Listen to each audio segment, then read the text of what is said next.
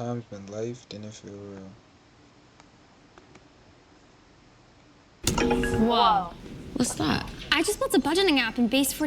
I definitely say anywhere before the year like 2022 and down, life ain't feel real.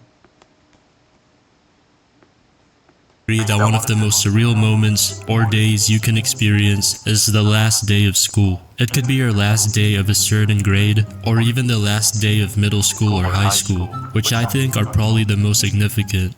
Cause it's like, the moment your alarm goes off for the last day of school and you wake up, you just feel a sense of peace, and a low-key a bit of sadness as well. Because leading up to that last day, that's when I feel like everyone starts to open up more and talk to each other. Because it's gonna be a long time until you guys see each other again. And if you're moving school or graduating, you're probably not gonna see them again in your whole entire life. On the bus ride, walk, or drive on the way to school, you think about all the things you've went through to get here. Studying for tests, the sports games, the drama, and you come to a realization that all of that ends today. You pull up to school and it feels a bit quieter than normal. It could be because more people are skipping class since you don't really do a lot of work on the last day anyways. And for the people that did pull up to school, it might not be that they're not as excited or happy. It's because everyone knows this is one of those rare moments that happen once a year, or the last time in your entire life if you're graduating, and everyone is just soaking it in. As you sit in your final classes, you think about all the times you complained about school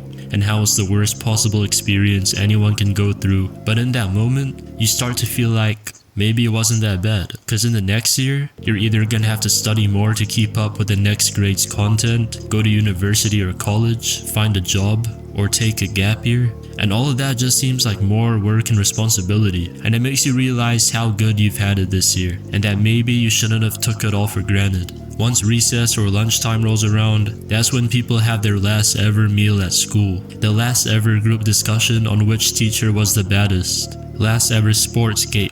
Oh bruh, the last football or basketball game on the last day of school, that shit feels like the World Cup or even the NBA Finals, bro. When you play, no one. Bro, anytime we was playing, that's probably one of the best. Like, if you had to rank all the times you played pickup basketball, bro, back in like elementary school, bro, them games was intense, gang. Like, you would either come back from recess that nigga most of the time, or trying to get back for next recess. Feel me? I always did my, like, I was always the nigga. They always wanted to pick me. Me and someone couldn't be on a certain team. They always knew who was gonna win. But like, bro, recess games used to be so intense, bro. Like, that shit was a different type of. Trying insanely hard, but at the same time, they are still trying to win. Like, of course, there's gonna be that one guy that's gonna sweat their ass off to impress the huzz on the last day, but for the most part, everyone's just having fun. And when the bell finally rings, everyone daps each other up, saying GG's, and we all walk back to class, breathing heavy, drenched in sweat for the very last time. The last couple classes before the end of the day feel the heaviest in my opinion. And at the same time, they're also the most chill and quiet classes of the day. Instead of doing work, everyone would either be chilling on their phones, playing cool math games, or just talking with each other. And that feeling you felt earlier when you woke up, that feeling of being sad, excited, scared, and being at peace at the same time, now, that feeling is 10 times stronger. When the final bell for the final period goes off, everyone leaves class, and you start dapping up a bunch of people you will probably never see again, and teachers give out their last bits of advice and say their goodbyes. As you walk from the classroom to the hallway and towards the entrance of the school about to leave, you realize that at the end, it wasn't that bad, and it's finally time for summer break, where you can game, goon, eat, sleep, and repeat. I'm joking, bro. You gotta be productive, you feel me? Maybe you can start working at McTortas and stack your bread over the summer. Let's move on to the next one, bro. It's one of the more nostalgic ones for sure. Real ones know when you stayed up late at night when you were younger, watching a movie or a cartoon. Yo, I still say, like, out of summer, with the bros staying up summer nights, though, that shit was peak, too, bro. I ain't gonna lie, but any summer little moment, though, staying up, that should be peak, bro. You fall asleep on the couch, but when you wake up, it seems like you magically teleported into your room. When this happened to me, I deadass never questioned it at all for the first couple times it happened. But when I got older, maybe when I was like 6 or 7, that's when I thought, yo, let's get to the bottom of this. This one time, I think I was watching an NBA game on the TV with my parents. I was lying down on the couch just watching the game, but when the game was about to end, I closed my eyes and pretended that I was asleep. And eventually, my dad picked me up and brought me back to my bedroom.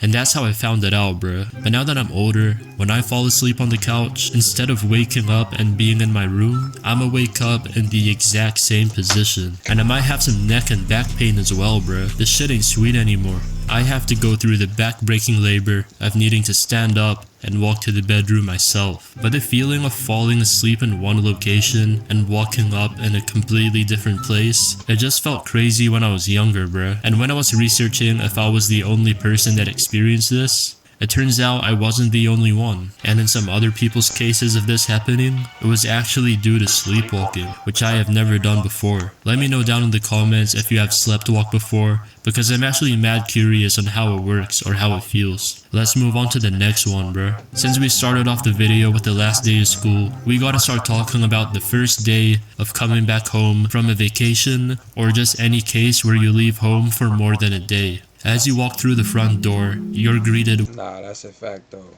It definitely do hit different. That's another nostalgia feeling. And then probably going to sleep for first night at your shit from just not being home for a little minute. Yeah, that do hit different. Yep. Or that feeling when you do leave your house for mad long.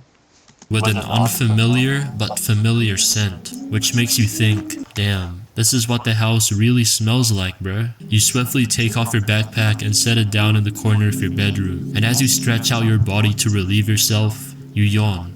And through your teary eyes, your bed emerges into focus and gradually becomes more clear. The sheets still ruffled up a little bit, the same exact way you left them there. After days or potentially weeks of not sleeping in a bed that truly resonates with your physical stature, you flop down like a rag doll. I just started an anti-inflammatory diet, and at first I was nervous I wouldn't have a ton of options, but Hungry Root made it so easy. Everything's delicious. Your cheek presses into the cool fabric, and you sigh with relief now that you're finally home. I remember this exact feeling hit extremely hard when I came back from visiting my home country when I was 8. We arrived back home in the evening on the last day of summer break as well, which meant that the next morning, my tiny ass would be back in school, ready to grind out some multiplication tables and learn what an onomatopoeia means. And that brings us into the next moment where life doesn't feel real.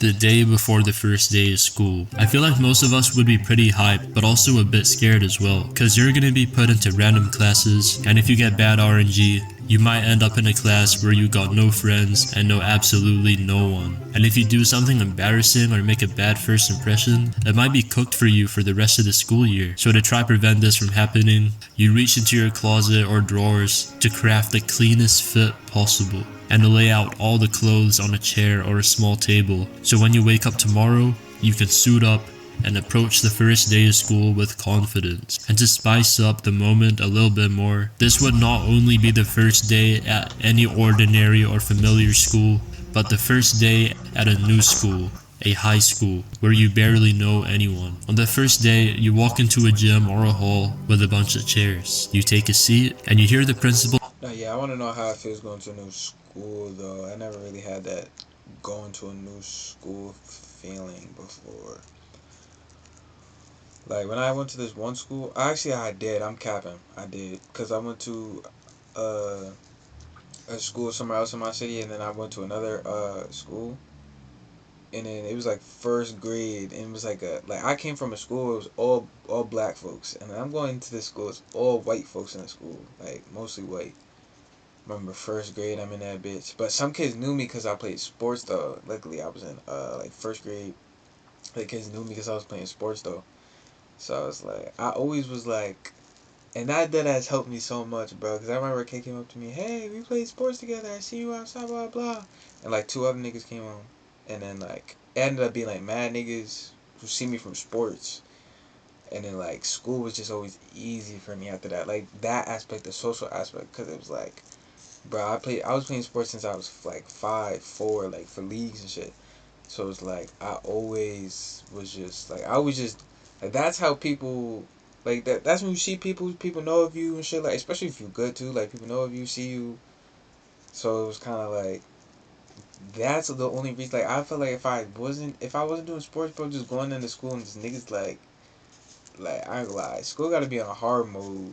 Like I can't like for me, I had sports to like make shit easy.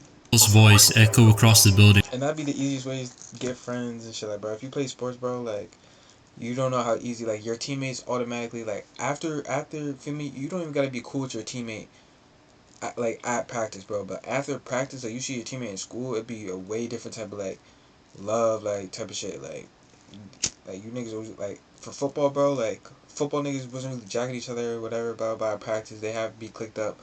But outside of football practice, though, like, even school terms, bro, niggas was dead all cool because we all play football. But when it came to football time, we'd only be cool with each other come, like, the day of the game in school, like, in school, and at the games. Through the shitty school microphone, speaking about all the boring introduction stuff now that you're in a new school. After the principal's speech, you gotta wait a couple minutes before you get sent off into your actual classes. You look to your right, and you see a guy wearing a very similar fit to yours, the same shirt and shoes specifically. You say what's up and introduce yourself. And from that moment onwards, you just created a friend, a homie, that will be the only person that will not switch up on you from this very day. And I forgot to mention, you're both wearing blue shirts. And you know what else is blue? Water. Where can you find water? Bro, what the fuck am I doing with this creative transition bullshit? The next one is gonna be about eating after swimming, bruh. Let's get it. You crawl yourself out of a swimming pool like a wet sardine. The essence of chlorine and piss lingers in your tongue and throat. Pause. And you're fiending for some type of liquid or food to satiate yourself. At this point, you could literally eat anything just as long as it's somewhat edible. And that shit finna taste like a 5-star meal. The moment you take the first bite out of a bland sandwich or scoff down a handful of chips, you could have sworn that the food was cooked by Gordon Ramsay himself, because it's just hitting way harder than normal. And from there, you wash it down with some water and it feels great. Yeah, that's all I got, bro. Let me know if I missed anything. Peace. Nah, W video, bro. Brought it back, bro. W's.